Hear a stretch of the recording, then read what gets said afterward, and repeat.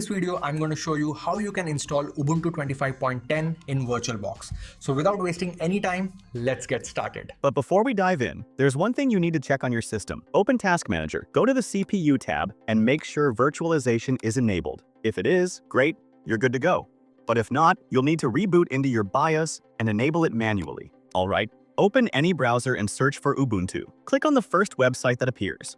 Now, click on Download Ubuntu, then from the drop-down, select Download Ubuntu Desktop. Here, you'll see all available versions. The first one is the LTS version. Just like Windows LTS, it doesn't receive major updates. But we're going with Ubuntu 25.10, the normal version. It's available for Intel, AMD, and ARM architecture processors. We need the 64-bit one. After a few seconds, the download should start automatically. Well, I've already downloaded it, so I'll just cancel it here. Next, search for VirtualBox. Go with the official website. Click on Download, then select Windows Hosts. Also, don't forget to download the extension pack. Once everything is downloaded, close the browser. Open your file manager, go to Downloads, right-click on the VirtualBox installer, and choose Run as Administrator. Click Next, accept the terms, and keep clicking Next until you reach the shortcut options.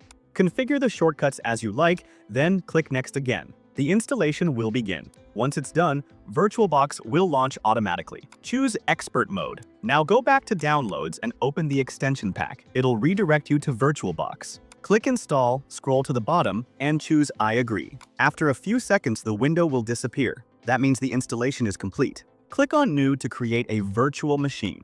Give it a name. I tried Ubuntu, but for some reason it wasn't accepting it. After a few tries, I just removed the U and it worked.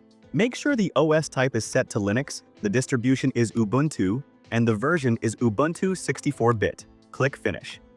Now click on Settings. In the Features tab, set both Shared Clipboard and Drag and Drop to bidirectional. This will make copy-paste and file sharing smoother. In System, allocate RAM based on your available memory. In my case, I'm giving it 4 GB. For processor, I'm using a dual-core CPU, so I'll just leave it at 1 core. In acceleration, make sure hardware virtualization is enabled. In display, set the video memory to the maximum. Now go to Storage, click on Empty, then click the small disk icon and choose a disk file. Select the Ubuntu image you downloaded. Under Controller, say TA.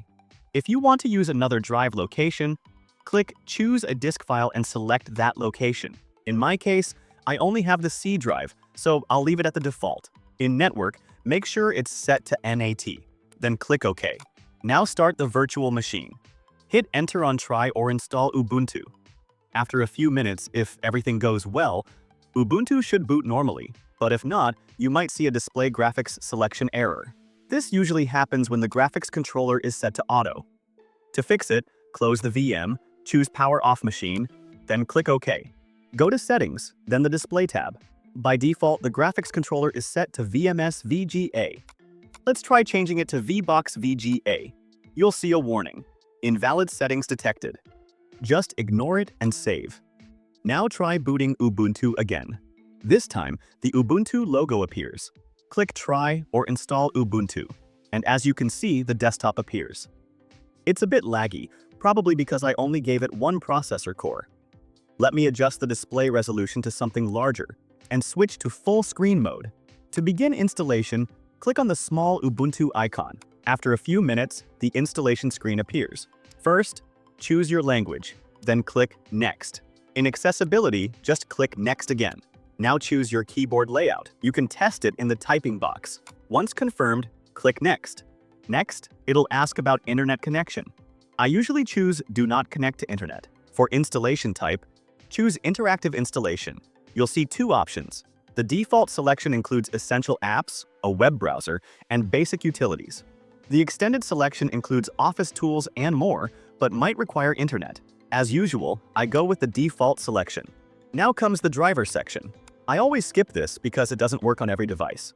Next is the installation option. Choose Erase Disk. Don't worry, it won't erase your actual hard drive. It only erases the virtual disk. For encryption, choose No Encryption, then click Next. Now enter your computer name, password, and click Next. Choose your country, then click Next again. Ubuntu will now show a summary of all changes. Click Install. It'll take some time, so be patient. Once it's done, choose Restart Now. Then shut down the virtual machine. Go to Settings, then Storage, and remove the Ubuntu installation image. Save your changes. Now start your Ubuntu VM again. Enter your password, and boom, you've success fully installed Ubuntu 25.10 in VirtualBox. Yeah, that's it for today's video. If you like this kind of content, don't forget to subscribe to the channel. I'll see you in the next one. Stay tuned.